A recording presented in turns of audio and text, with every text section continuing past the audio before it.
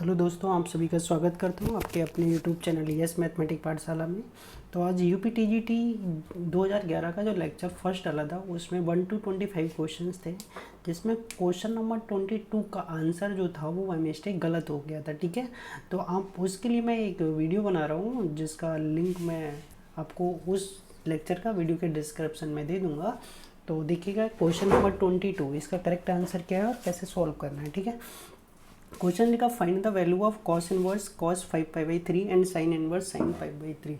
But आपने पढ़ा होगा जैसे कॉस से कॉस इनवर्स हट जाता है, साइन से साइन इनवर्स हट जाता है। ठीक है, ये साइन इनवर्स से साइन हटा देंगे, बट वो हटाएंगे जब वो हमारे उस इंटरवल में बिलोंग कर रहा होगा। और यहाँ जो हमारा इंटरवल उसकी जो रेंज का होता है, यहाँ पे देखिएगा, ये क्वेश्चन को दोबारा नोट कर लिया है। साइन का होता है कि अगर हमारा जो अंदर का एंगल है वो -π/2 से π/2 है, तब तो हम साइन से साइन इनवर्स से साइन हटा देंगे।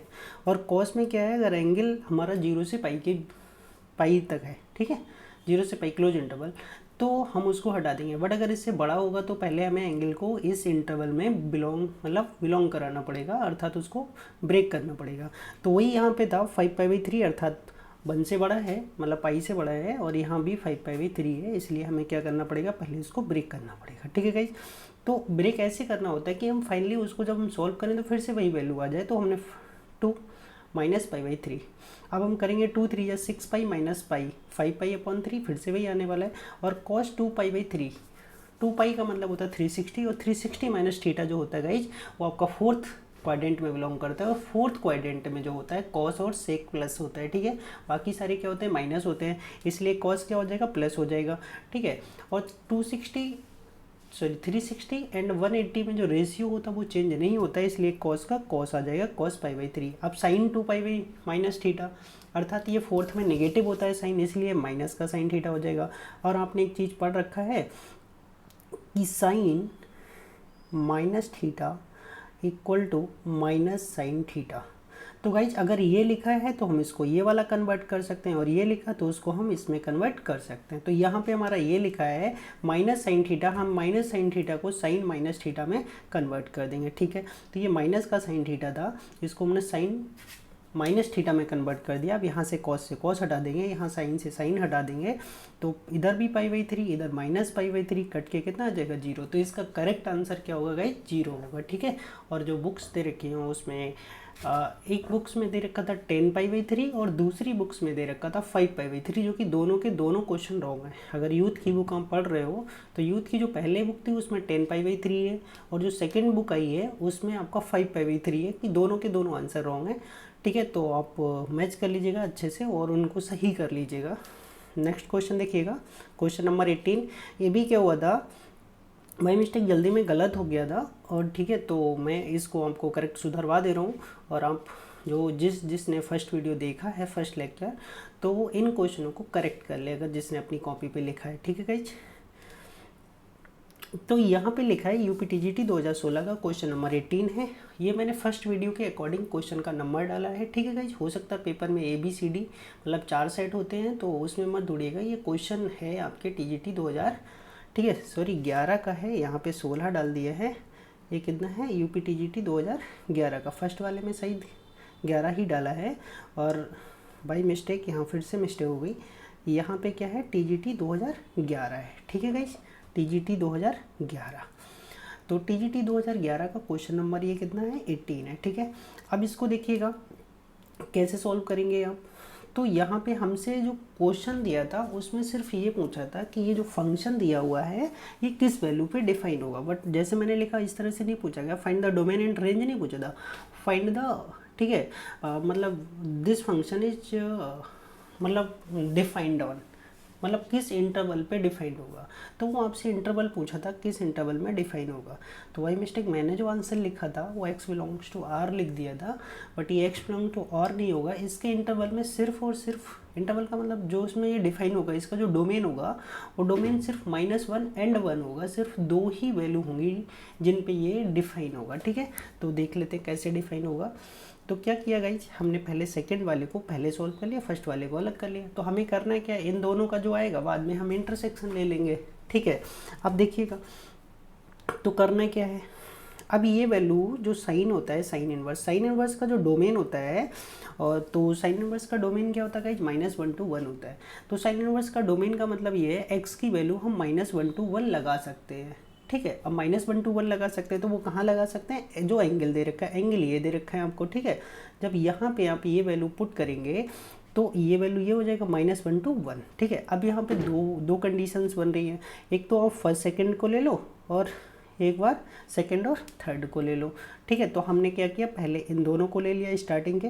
अब यहाँ देख रहे हो कि x की तरफ क्या है, साइन लगा हुआ ग्रेटर का, तो वो हमने ये लिख दिया। बाद में ये -1 इधर ले, ऐसा नहीं करना गाइस, आप क्रॉस मल्टीप्लाई कर लेंगे। क्रॉस मल्टीप्लाई ऐसे नहीं करते हैं, क्योंकि इनइक्वालिटी के क्वेश्चन में क्रॉस मल्टीप्लाई करने से पहले आपको ये देखना पड़ता है कि आप क्रॉस मल्टीप्लाई कर रहे हो उससे कहीं आपके साइन पे इफेक्ट तो नहीं पड़ रहा है।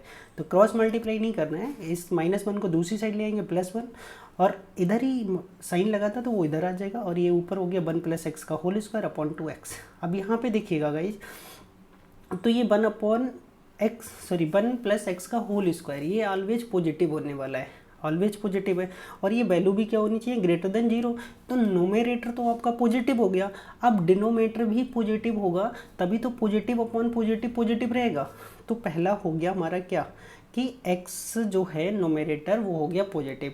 अब पॉजिटिव है तो वहाँ से सिर्फ एक वैल्यू, इस तरह से मैंने करके बताया, बट इस तरह से आप करेंगे तो वही मिस्टेक आपसे गलत हो सकता है, इसलिए मैंने यहाँ पे आपको ये चीज़ भी लिख के बता दिया है, ठीक है। क्योंकि यहाँ पे फिर आप करेंगे -∞ to ये क्रिटिकल पॉइंट निकालेंगे तो गलती हो जाएगी। वो क्रिटिकल पॉइंट जब ही निकालिएगा जब आपका क्या दे रखा होगा, मतलब लीनियर में इक्वेशन दे रखी हो, अर्थात जो फैक्टर हो वो लीनियर टाइप में हो। ये बेबी कर्व मेथड हो जाता है। बेबी कर्व मेथड में जितनी इवन पावर्स होती हैं हम उनको हटा देते हैं, ठीक है। तो इसलिए हम इसको यूज नहीं करेंगे, ठीक है। तो ऊपर वाली वैल्यू तो पूरा का पूरा, ठीक है। तो अब यहाँ पे हमें क्या करना, उनसे कोई फ़र्क नहीं पड़ता क्वेश्चन पे, तो इसलिए ऊपर से सिर्फ एक क्रिटिकल पॉइंट निकल के आएगा, x = -1, ठीक है। अब नीचे अगर हमारा डिनोमीटर कैसा होना चाहिए, पॉजिटिव होना चाहिए, तभी हमारा नोमेरेटर तो पॉजिटिव है, डिनोमीटर भी पॉजिटिव हो जाएगा, तो पूरी वैल्यू ओवरऑल कैसी हो जाएगी, ये पॉजिटिव हो जाएगी। आप खुद से देख रहे हो कि ये वैल्यू 0 से बड़ी है या 0 के इक्वल है, तो इसका मतलब पॉजिटिव होना चाहिए या तो 0 होना चाहिए। अब ऊपर वाली वैल्यू तो पॉजिटिव है, ठीक है, तो नीचे भी पॉजिटिव होना चाहिए। तो पॉजिटिव होने के लिए x को हमें क्या रखना पड़ेगा बेटा, 0 से ग्रेटर रखना पड़ेगा। अब 0 से ग्रेटर रखेंगे और x -1 है। अब 0 से बड़ा आप खुद समझ सकते हो, तो 0 से बड़ा है, यहाँ इक्वलिटी नहीं लगी हुई है, क्योंकि हम डिनोमीटर में 0 x की वैल्यू लगा नहीं सकते थे, क्योंकि डिनोमीटर में 0 लगा देंगे तो फंक्शन अनडिफाइन हो जाएगा। तो इसलिए जो भी डिनोमीटर के क्रिटिकल पॉइंट्स होते हैं उनको पे हम ओपन इंटरवल का यूज करते हैं। तो इसलिए ये 0 से बड़ा कहाँ तक, इनफाइनाइट तक, और एक वैल्यू आपकी ये है, तो यूनियन लगा के ये लिख लिया, ठीक है। इधर से ये आ गया 0 to ∞ ओपन इंटरवल यूनियन -1, ठीक है, 1 नंबर। अब यही काम आप क्या करेंगे बेटा, दूसरे वाले के लिए करेंगे, इन दोनों को लेके। तो इन दोनों को लेके ये वाला आ जाएगा, इसको इधर कर लिया -1, तो ऊपर इस बार आ रहा है x -1 का होल स्क्वायर अपॉन में 2x। तो x -1 का होल स्क्वायर तो ऑलवेज पॉजिटिव होगा, तो यहाँ से सिर्फ एक क्रिटिकल पॉइंट निकल के आएगा, x = 1। अब यहाँ पे देखिएगा ऊपर तो पॉजिटिव है, बट आपको पूरी वैल्यू जो चाहिए वो कैसी चाहिए, नेगेटिव चाहिए, क्योंकि <0 लगा है, या तो 0 हो सकती है या नेगेटिव हो सकती है। तो डिनोमीटर तो नेगेटिव, मतलब क्या है, ऊपर नोमेरेटर तो पॉजिटिव हो गया। अब डिनोमीटर की बात आई तो डिनोमीटर क्या होना चाहिए आपका, नेगेटिव होना चाहिए। भाई नोमेरेटर पॉजिटिव है और डिनोमीटर अगर हमारा भी पॉजिटिव हो गया तो पूरी वैल्यू पॉजिटिव हो जाएगी, जो कि 0 से छोटी नहीं होगी फिर। तो हमें क्या है, नोमेरेटर पॉजिटिव है तो डिनोमीटर हमें क्या करना पड़ेगा, नेगेटिव करना पड़ेगा। इसलिए x जो होगा वो 0 से छोटा होगा, ठीक है। और x 0 से छोटे का मतलब हो गया -∞ से कहाँ तक बेटा, 0 तक, ठीक है। और एक क्रिटिकल पॉइंट तुम्हारा ये जो x = 1 आया था ये। अब इन दोनों में क्या करना है बेटा, इसका और इसका क्या लेना, हमें इंटरसेक्शन लेना है। जो ये वाला रिजल्ट आया और एक ये वाला रिजल्ट आया, इन दोनों रिजल्ट्स का हमें क्या करना है, इंटरसेक्शन लेना है। अब आप समझिएगा, इंटरसेक्शन की अगर मैं बात करूं तो ये जा रहा है 0 से ∞, तो मैंने बना दिया 0 से ∞, ठीक है। और एक इसका पॉइंट और है -1, ठीक।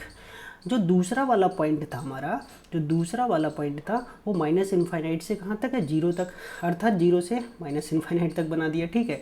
अब इन दोनों के अंदर अगर हम कॉमन रीजन की बात करें, इन दोनों के अंदर अगर मैं कॉमन रीजन की बात करूं तो कोई भी रीजन कॉमन नहीं आने वाला है, सिर्फ इनके एक पॉइंट कॉमन आने वाले, क्योंकि ये देखो इधर से, ये इधर से इधर जा रहे हैं, ठीक है, इसका ये पॉइंट भी है और ये इधर से इधर जा रहा है, इसका ये पॉइंट भी है। तो सिर्फ 2 पॉइंट आएंगे इनके इंटरसेक्शन में, बाकी और कुछ नहीं आने वाला। आपको देखो मैं एक और तरीके से समझा देता हूँ। ये वाला हमारा क्या है, 0 to इन्फाइनाइट, इसके अंदर बना चुका है भाई, जीरो से इन्फाइनाइट के अंदर बना गया होगा और -1 यहाँ लिखा हुआ, ठीक है।